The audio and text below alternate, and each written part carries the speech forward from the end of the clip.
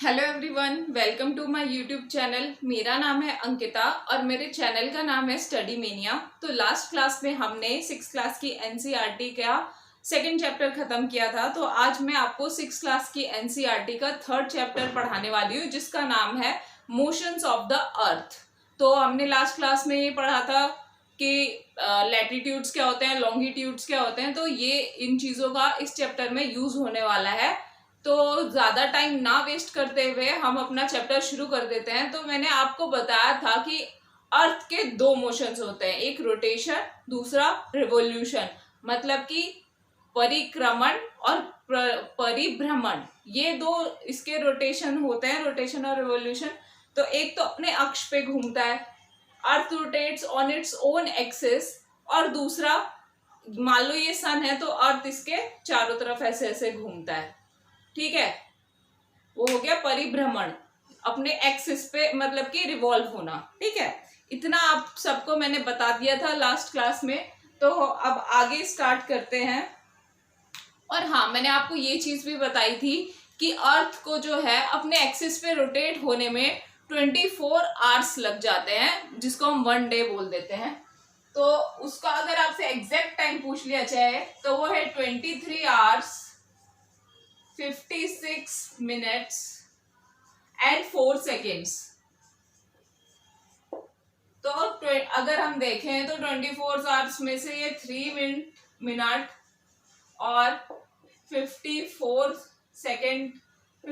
Second कम है, तो वो बाकी ये टाइम कहाँ जाता है?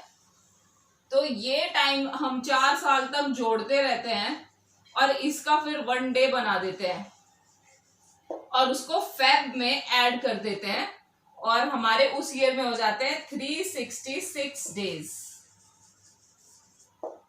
और उस ईयर को हम बोल देते हैं लीप ईयर। जिस भी ईयर में 366 डेज होते हैं उसको हम बोल देते हैं लीप ईयर। और ज्यादातर क्या, लीप ईयर वही डिजिट होता है जो 4 से पूरा डिवाइड हो जाए। जैसे कि हमारा 2020 लीप ईयर था, 2021 नहीं होगा, अब 2024 होगा लीप ईयर। हर 4 साल बाद लीप ईयर आता है। ये जो हमारे 3 मिनट 56 सेकेंड्स है ना, ये जुड़ के एक दिन बनाते हैं 4 साल बाद। तो इतना आप सबको समझ में आ गया होगा। अब मैं आगे बढ़ती हूँ थोड़ा सा। आपको मैंने बताया था कि जो हमारा सन है, सन रेस अर्थ पे पड़ती हैं। अर्थ अपने एक्सिस पे 23.5 डिग्रीज पे ऐसे झुका हुआ है। और ये जो इंक्लिनेशन है अर्थ का, the inclination of earth is main cause of changes in season. जो चेंज होता है सीजन का, क्लाइमेटिक चेंज जो अर्थ पे होता है, उसका मेन कॉज है inclination of earth on its own axis. आपको बहुत सारी बुक में मिलेगा कि रिवॉल्व करना या रिवॉल्यूशन जो है मेन कॉज है सीजनल चेंज का, लेकिन revolution is not the main cause of seasonal change. The main cause is inclination of earth on its own axis. अपने अर्थ पे 23.5 डिग्री का झुकाव अपने अक्ष पे जो है मेन रीजन है किसका? क्लाइमेटिक चेंज का। ये क्वेश्चन बहुत इंपॉर्टेंट है। Inclination of earth on its axis, ये मेन कॉज है सीजनल चेंज होने का। तो मैंने आपको एक चीज बता दी जो कि बहुत इंपॉर्टेंट है। अगर ये आपको ऑप्शन में नहीं दिखता है इंक्लिनेशन ऑफ अर्थ, तो आप ऑप्शन में लगाओगे रिवॉल्यूशन, नहीं तो आप रिवॉल्यूशन नहीं लगाओगे। अगर इंक्लिनेशन ऑफ अर्थ और रिवॉल्यूशन दोनों आपके ऑप्शंस में होगा तो आपका आंसर क्या हो जाएगा? इंक्लिनेशन ऑफ अर्थ। तो मैं यहाँ पे आपको एक चीज बता रही थी कि और हाँ, ये जो 23 आवर्स 56 मिनट्स और 4 सेकेंड्स जो लगते हैं अर्थ को रोटेट करने में, इसको हम अर्थ डे भी बोलते हैं। क्या बोलते हैं इसको हम? अर्थ डे। ये बात भी आप नोट कर लेंगे। अर्थ डे किसको बोला जाता है? जो एक रोटेशन में जितना टाइम लगता है अर्थ को अपने एक्सिस पे घूमने में, उसको हम बोल देते हैं अर्थ डे। तो मैंने आपको बताया था सन जो है, सन की रेस एक ही तो तरफ जाएगी, दूसरी तरफ तो ऐसे जा नहीं सकती। तो जिस तरफ सन रेस जाती है उसको हम बोल देते हैं फोटिक। जिस पार्ट पे, मतलब कि हिंदी में इसको हम प्रकाशित बोल देते हैं, प्रकाशित भाग बोल देते हैं। और जिधर सनरेज नहीं जा रही हैं इसको बोल देते हैं हम अफोटिक।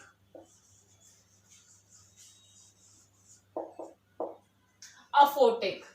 और ये जो लाइन है जो डे और नाइट को डिवाइड कर रही है, the line which divides day and night is called as circle of illumination. इसको हम क्या बोल देते हैं?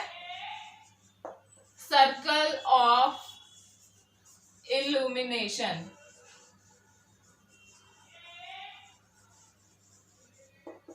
अगर आपसे क्वेश्चन पूछ दिया जाए कि डे और नाइट को क्या चीज डिवाइड कर रही है, तो आपका आंसर हो जाएगा सर्कल ऑफ इल्यूमिनेशन। इसको बोल देते हैं प्रकाशित भाग, इसको बोल देते हैं अप्रकाशित भाग। अब जिस तरह का से मैं आपको एक एग्जांपल देके दिखाती हूँ, जैसे कि ये मेरे पेन का मार्कर है, इस पे एक लाइन ड्रॉ कर देते हैं। ये वाला जो पोर्शन है, एक पोर्शन होगा डे का, एक पोर्शन हो जाएगा नाइट का। जैसे कि ये वाला पोर्शन है डे का, दिख रहा होगा आपको, डी लिख दिया मैंने। ये वाला पोर्शन है नाइट का। तो जो ये वाली लाइन है जो इस डे और नाइट को डिवाइड कर रही है ना, अगर डे दिख रहा है तो मैं नाइट का नहीं पता चल रहा, तो इसको डिवाइड कौन कर रहा है? ये वाली लाइन। तो इस लाइन को हम बोल देते हैं सर्कल ऑफ इल्यूमिनेशन। जैसे कि मैं हूं, मेरे फेस पे फ्रंट पे लाइट पड़ रही है, मेरे बैक पे तो लाइट नहीं पड़ रही। और अगर जब मैं पीछे घूमती हूँ तो मेरे बैक पे लाइट पड़ती है, मेरे फ्रंट पे लाइट नहीं पड़ती। तो अगर मैं देखोगे तो ऐसे मेरे कंधे से ऐसे सर पे जाके एक लाइन सी ड्रॉ हो रही होगी, मतलब कि फ्रंट की बाउंड्री और बैक की बाउंड्री। तो उसी को हम बोल देते हैं सर्कल ऑफ इल्यूमिनेशन, जो जिसका काम है डे और नाइट को डिवाइड करना। तो इतना आप सबको समझ में आ गया होगा। अब आगे चलते हैं।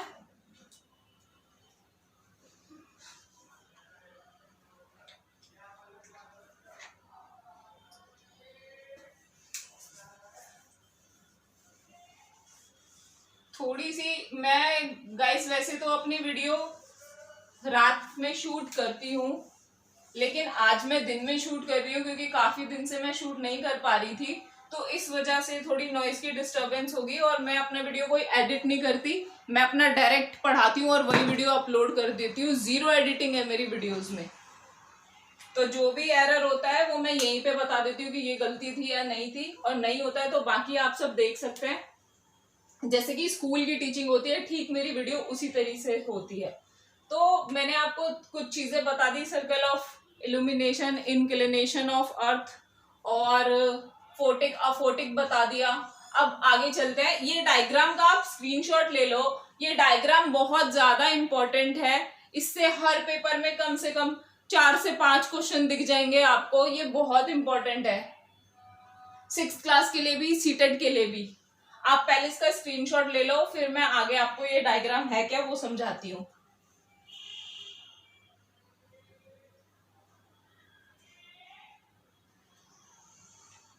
आई होप आप सबने स्क्रीनशॉट ले लिया होगा। तो जैसे कि मैंने आपको बताया था, अर्थ पे कुछ पैरेलल लाइंस हैं, है ना।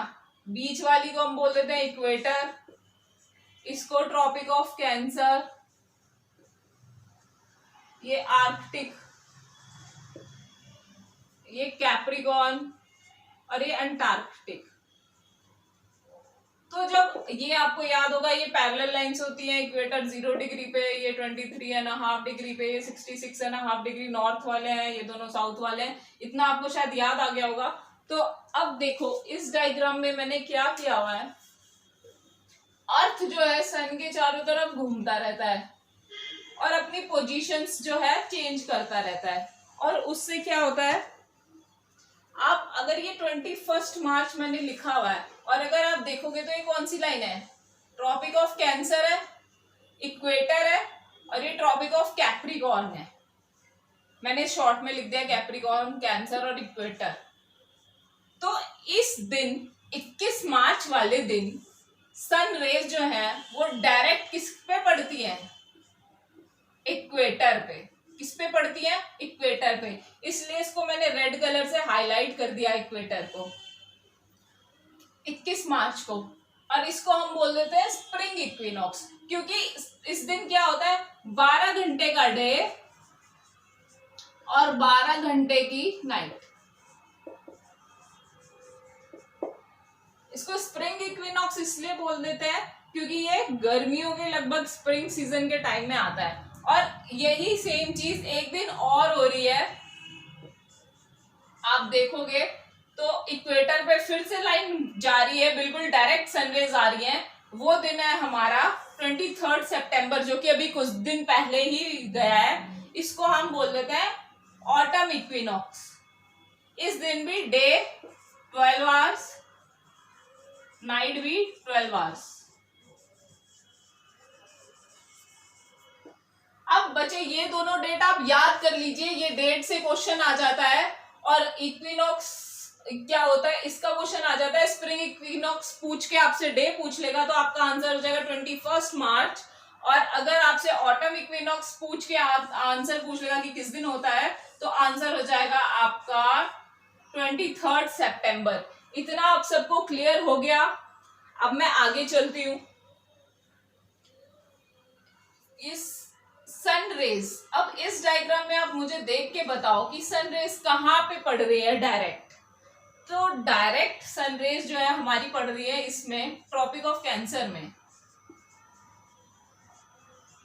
तो जब ट्रॉपिक ऑफ कैंसर पे डायरेक्ट सनलाइट किस दिन पड़ती है तो वो है 21 जून। तो ये जो है ये लॉन्गेस्ट डे होता है, longest day on north hemisphere.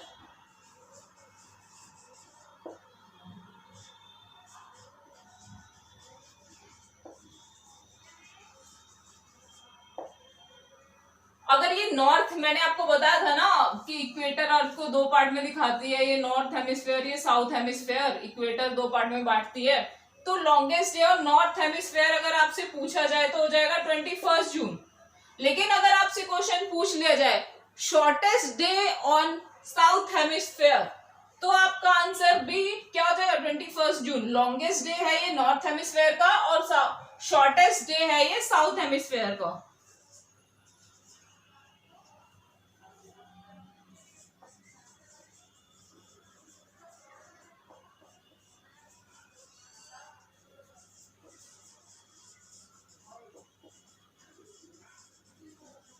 South hemisphere का ये शॉर्टेस्ट डे है और इसको हम बोल देते हैं इस डे को समर सोलिस्टिस इसलिए बोलते हैं या सोलिस्टाइस क्योंकि इस दिन सन रेज जो है डायरेक्ट ट्रॉपिक ऑफ कैंसर पे पड़ती हैं।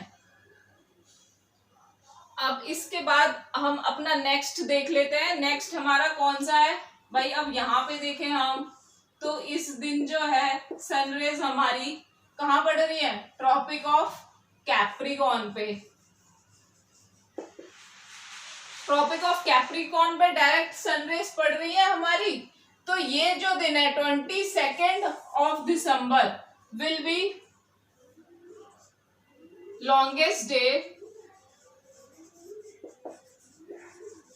On south hemisphere.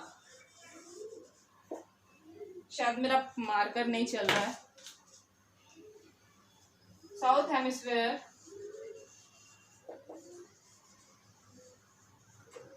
Longest day on south hemisphere और 22 दिसंबर और shortest day on north hemisphere. अगर आपसे क्वेश्चन पूछ लिया जाए shortest day on north hemisphere तो आपका आंसर हो जाएगा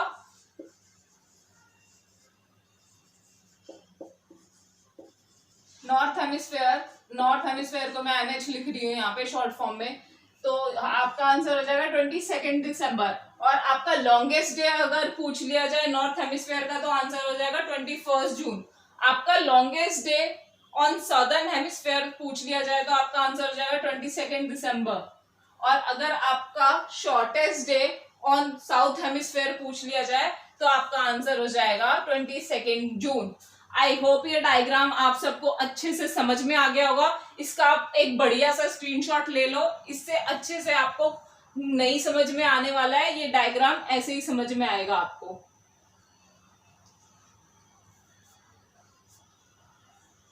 तो स्क्रीनशॉट ले लिया होगा आप सबने, तो अब मैं इस डायग्राम को रब कर देती हूँ।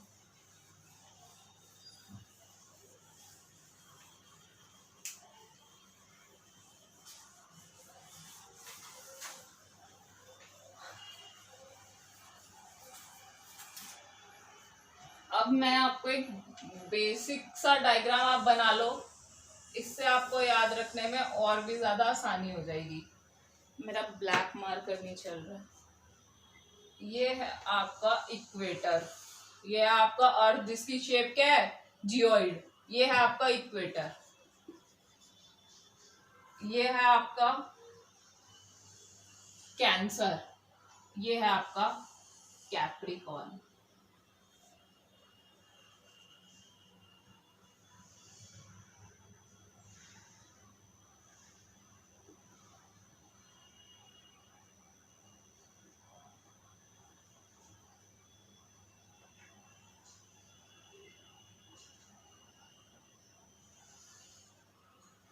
ये डायग्राम में ये आपका क्या है, कैंसर, ट्रॉपिक ऑफ कैंसर है, इक्वेटर है, और ये है कैप्रिकॉर्न। इक्वेटर पे क्या था, 21 मार्च। इक्वेटर पे डायरेक्ट सनरेज थी 21 मार्च को। उसके बाद ये इस दिन हमारा कौन सा दिन था, ये था हमारा 21 जून। योगा दिवस भी इस दिन सेलिब्रेट करते हैं हम। उसके बाद हमारा कौन सा डेट था, 23 सितंबर को फिर से हमारी सनराइज किस पे थी, इक्वेटर पे। और उसके बाद 22 दिसंबर, 22 दिसंबर को हमारी सनराइज कहाँ चली जाती है, कैप्रिकॉर्न पे। और उसके बाद फिर से यहाँ पे जो है हमारा 21 मार्च हो जाएगा। और ये हमेशा ऐसे ही चलता रहता है, सालों साल ये प्रोसेस। तो आप इस डायग्राम के थ्रू भी इसको याद कर सकते हो। इक्वेटर पे 2 दिन आ रहा है, ये हमारा कौन सा था, spring equinox, autumn equinox, summer solstice और विंटर सोलिस्टिस। तो इस डायग्राम से भी आपको ये चीज बहुत अच्छे से क्लियर हो गई होगी। अब मैं आपको कुछ एक्स्ट्रा इंफॉर्मेशन दे देती हूँ। आपने इसमें आपको अर्थ में मैंने यहाँ पे एक और बताया था, कैप्रिकॉर्न के बाद यहाँ पे एक लाइन होती है, इसको हम बोल देते हैं आर्कटिक सर्कल, है ना। और नीचे होता है हमारा एंटार्क्टिक, उसके बाद नॉर्थ पोल और साउथ पोल हो जाता है, ये मैंने आपको बताया था। तो आर्कटिक सर्कल में मई और जून में, मई एंड जून में डे ही रहता है। आर्कटिक सर्कल में मई और जून पे डे ही रहता है। ये क्वेश्चन क्यों, क्योंकि हमारी अर्थ जो है इस तरीके से झुकी हुई है, तो ऐसे डिवाइड होगी, तो जो ये वाला पोर्शन हो जाएगा, ये वाला, इस पे सूरज की रोशनी हमेशा पड़ती रहेगी, तो यहाँ पे अंधेरा होगा ही नहीं। इन 2 महीने आर्कटिक सर्कल पे रहता है डे। ये आप नोट बना के कहीं पे लिख लो, ये क्वेश्चन आ जाते हैं और ये क्वेश्चन बहुत इंपॉर्टेंट होते हैं। ये क्वेश्चन आपको कोई नहीं बताने वाला है। उसके बाद Japan, Japan is called as land of rising sun, land of rising sun. यहां से सूरज निकलता है ऐसा बोला जाता है, क्योंकि सबसे पहले सनरेज जो है यहीं पे जाती हैं। और नॉर्वे, लैंड ऑफ मिडनाइट सन बोला जाता है नॉर्वे को। थोड़ा सा रब करके लिख देती हूँ यहाँ पे, Norway is called as land of midnight sun. तो नॉर्वे जो है इसको लैंड ऑफ मिडनाइट सन क्यों कहते हैं? मिडनाइट मतलब कि मध्य रात्रि, जिसको कि 12 AM भी बोलते हैं हम। इस टाइम पे भी यहाँ पे सनराइज होती है, मतलब कि यहाँ पे ऐसा आपको लगेगा जैसे कि शाम के 5-6 या 6:30-7 बज रहे हैं। यहाँ पे कभी बिल्कुल अंधेरा होता ही नहीं है नॉर्वे जगह पे। तो इसको भी आप कहीं पे पॉइंट बना के नोट कर लीजिए, ये भी बहुत इंपॉर्टेंट क्वेश्चन है। तो आज मैंने ये 3rd चैप्टर 6th क्लास की एनसीईआरटी का फिनिश कर दिया है। आई होप ये चैप्टर आपको बहुत अच्छे से समझ में आया होगा। आप अपनी क्वेरीज में से कमेंट बॉक्स में कमेंट करके पूछ सकते हैं। और ये मेरा वीडियो देखने के लिए थैंक यू, और अपना ख्याल रखिए, कोरोना फ्री रहिए, अपने अपने घरों में रहिए। जय हिंद, जय भारत, थैंक यू।